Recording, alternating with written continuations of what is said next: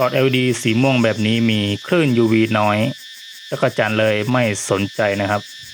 ต้องใช้หลอดแบ็คไลท์ที่มีคลื่น UV มากๆแบบมองแล้วปวดตาเลยนะครับมาล่อแทนจักรจั่นนี้มาอย่างไวเลยสรุปแล้วใช้เส้น LED UV backlight กับ power bank ได้ผลมากกว่าและง่ายสุดๆหวังว่าคลิปนี้จะเป็นแนวทางให้เพื่อนๆได้ไปล่อแมลงแถวบ้านที่อยากกินขอบคุณครับที่รับชม SJ สารพัดสร้าง